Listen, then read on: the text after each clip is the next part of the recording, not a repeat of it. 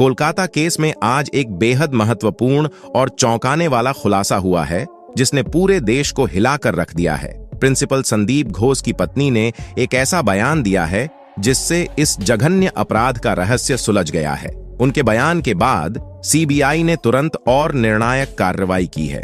CBI ने ऐलान किया है कि अब वे सबूत इकट्ठा करने की बजाय सीधे संदिग्धों की गिरफ्तारी करेंगे। संदीप घोष की पत्नी ने खुलासा किया कि डॉक्टर बिटिया के साथ किए गए अत्याचारों की भयावहता का खुलासा हुआ है। उनके बयान में उल्लेखित विवरण ने सभी को झकझोर कर रख दिया है। डॉक्टर बिटिया के पैरों को चीरा गया, हाथों को तोड़ा गया और गले को दबाया गया। यह खबर सुनने के बाद हर व्यक्ति के दिल को गहरा धक्का लगा है। सीबीआई की इस नई दिशा निर्देश के बाद यह मामला अब एक निर्णायक मोड़ पर पहुंच गया है। आज आपको एक ऐसा खुलासा जानने को मिलेगा जो पहले कभी नहीं सुना होगा। हाल ही में हुए खुलासे ने यह स्पष्ट कर दिया है कि बिटिया रानी के साथ हुई जघन्य घटनाएं सेमिनार हॉल में नहीं हुई थीं। जी हां, यह खुलासा यह बताता है कि सेमिनार हॉल केवल एक बहाना था जो इस पूरे कांड को छुपाने के लिए इस्तेमाल किया गया। जानकारी के अनुसार सीबीआई को एक महत्वपूर्ण सबूत और सीसीटीवी फुटेज प्राप्त हुआ है। यह फुटेज इस बात को दर्शाता है कि बिटिया रानी के साथ जो कुछ भी हुआ वह सेमिनार हॉल के भीतर नहीं हुआ था। जब आप इस वीडियो में इन सबूतों को देखेंगे तो यकीनन आपके पैरों तले जमीन खिसक जाएगी। सीबीआई ने बताया कि वे पिछले 1 महीने से इस केस की जांच कर रहे थे, लेकिन उन्हें कुछ भी ठोस नहीं मिल रहा था। असल में जिस सीसीटीवी फुटेज को वे लगातार खंगाल रहे थे वह पूरी तरह से नकली था। सबसे चौंकाने वाली बात यह है कि असली CCTV footage principal Sandip Ghosh के ऑफिस से मिला है। इस महत्वपूर्ण खुलासे का श्रेय पूरी तरह से प्रिंसिपल की पत्नी को जाता है।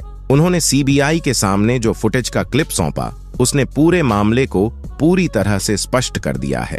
अब केस का सच पूरी तरह से उजागर हो गया है और हर बात की सच्चाई सामने आ चुकी है। आज सीबीआई ने एक ऐसे खुलासे के साथ सामने आई है जो इस केस की पूरी तस्वीर को बदल देगा। नए सबूतों के अनुसार सीबीआई ने खुलासा किया है कि बिटिया रानी के साथ किए गए जघन्य अपराधों के बाद उसे सेमिनार हॉल के अंदर पहुंचाया गया और वहां एक पूरी घटना का दृश्य तैयार किया गया। अब सवाल यह उठता है कि इस केस में कितने लोग शामिल थे और कैसे यह पूरा दृश्य तैयार किया गया। सीबीआई ने बताया है कि संजय रॉय जैसे एक अलग व्यक्ति को इस पूरे घटनाक्रम का हिस्सा बनाकर पेश किया गया। आज की रिपोर्ट में सीबीआई ने उन 20 लोगों की पहचान कर ली है जो इस मामले में संलिप्त थे और जिन्हें जल्द ही गिरफ्तार किया जाएगा। प्रिंसिपल संदीप घोष की पत्नी ने इस मामले में एक महत्वपूर्ण भूमिका निभाई है। उनका कहना है कि अगर एक औरत दूसरे औरत के दर्द को नहीं समझेगी तो कौन समझेगा। उनकी जानकारी और सहयोग ने सीबीआई को इस केस में अहम सुराग प्रदान किए हैं। सीबीआई के पास अब ऐसा सीसीटीवी फुटेज मौजूद है जो न केवल अपराधियों की पहचान करता है बल्कि यह भी दिखाता है कि इस पूरे घटनाक्रम को कैसे अंजाम दिया गया। इस वीडियो में हम जानेंगे कि किस प्रकार के सबूत मिले हैं और संजय रॉय की कहानी कितनी सच्ची और कितनी झूठी थी। वीडियो शुरू करने से पहले आप सभी से निवेदन है कि अगर आप बिटिया रानी को इंसाफ दिलाना चाहते हैं तो कमेंट बॉक्स में वी वांट जस्टिस जरूर लिखें और इस वीडियो को लाइक करें।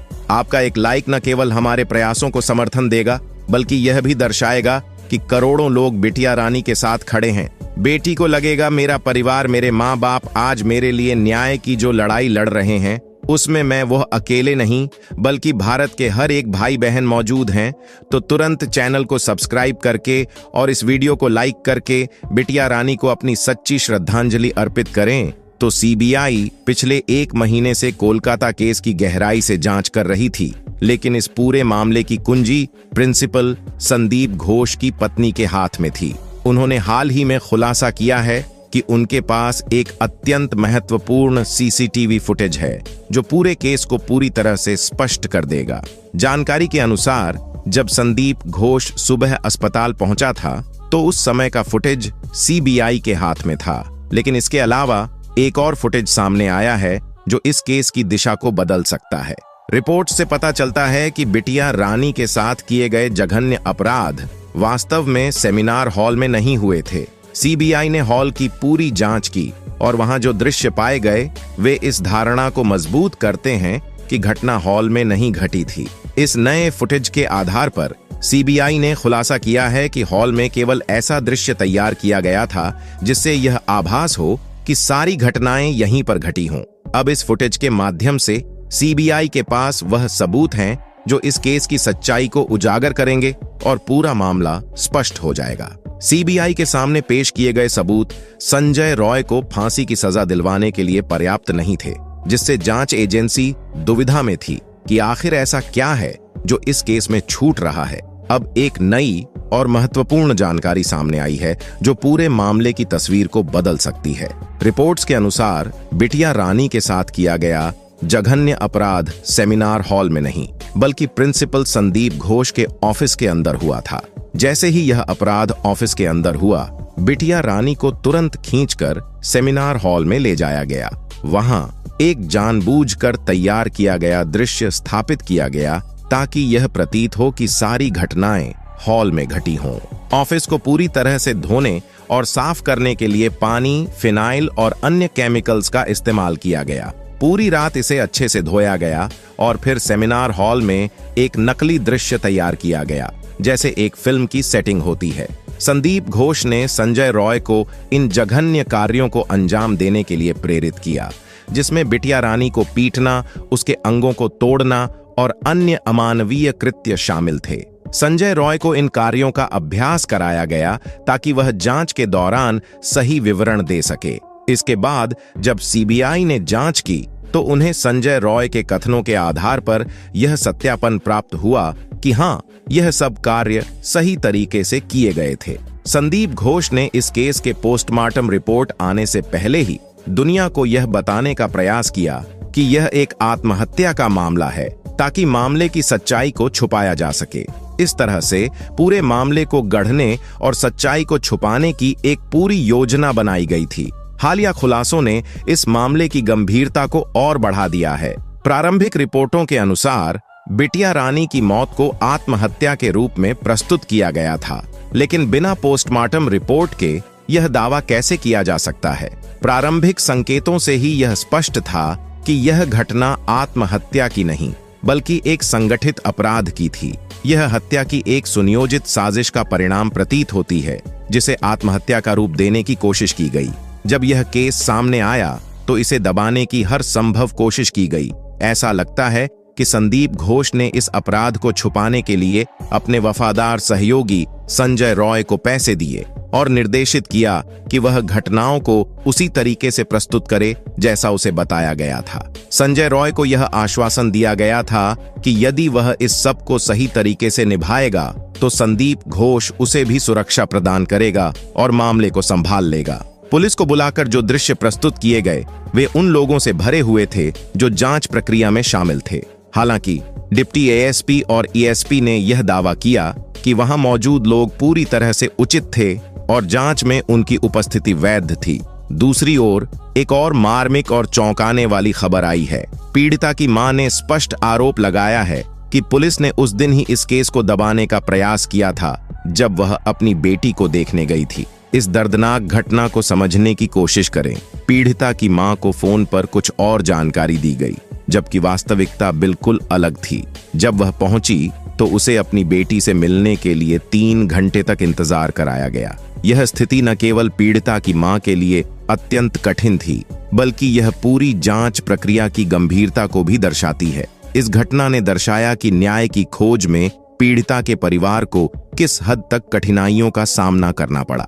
जब पीड़िता की मां को अंततः अपनी बेटी से मिलने की अनुमति मिली तो भी उसे केवल सीमित समय के लिए मिल पाने की अनुमति दी गई, जिससे वह अपनी बेटी की स्थिति का पूरी तरह से अवलोकन नहीं कर सकी। इसके बाद एक सुनियोजित प्रयास के तहत यह झूठ फैलाया गया कि बिटिया रानी के साथ कोई जघन्य अपराध नहीं हुआ था और यह घटना आत्महत्या का परिणाम थी। लेकिन एक मां की दृष्टि से यह विश्वास करना असंभव था।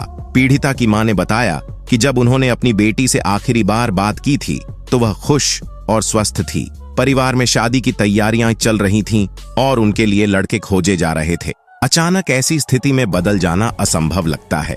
जब पीड़िता की मां ने पुलिस की कार्रवाई पर सवाल उठाया तो यह सामने आया कि पुलिस ने परिवार पर दबाव डाला कि वे इस केस को दबा दें। पुलिस द्वारा परिवार को पहले रफा दफा करने के लिए दबाव डाला गया और जब यह प्रयास विफल रहा तो पुलिस ने एक साधारण पेपर पर साइन कराने की कोशिश की, जिसे परिवार ने फाड़कर पुलिस के सामने फेंक दिया। इस घटनाक्रम ने स्पष्ट कर दिया कि पुलिस मामले को दबाने के लिए सक्रिय रूप से प्रयास कर रही थी और पीड़िता के परिवार ने इस दबाव का विरोध किया। अब यह सोचने की बात है कि अगर प्रिंसिपल संदीप घोष का इस मामले में सीधा हस्तक्षेप नहीं होता तो एक मामूली कर्मचारी या नौकर को बचाने की कोशिश क्यों की जाती।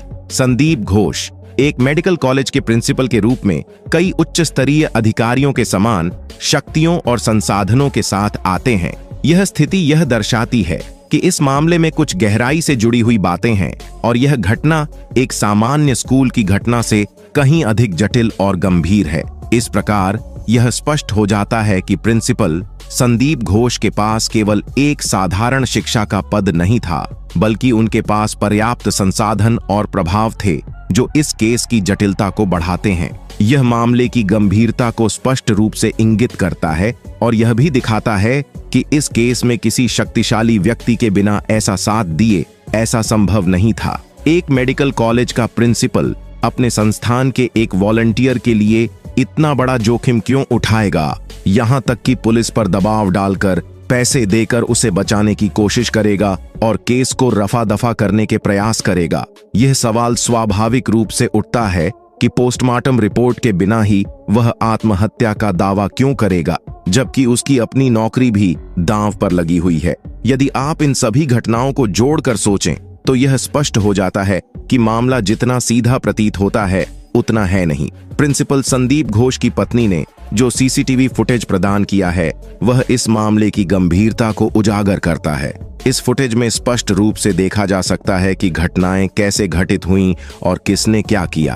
अब गिरफ्तारियों की संख्या 20 तक पहुंचने की संभावना है, जो इस बात को और अधिक प्रमाणित करती है कि यह केस एक जटिल और गहरा षड्यंत्र है। इस प्रकार प्रिंसिपल के इस प्रयास के पीछे कुछ निहित कारण हो सकते हैं जो इस केस की सच्चाई को उजागर करने के लिए महत्वपूर्ण हो सकते हैं। तो आज के वीडियो के बस इतना ही, मिलेंगे अगली वीडियो में।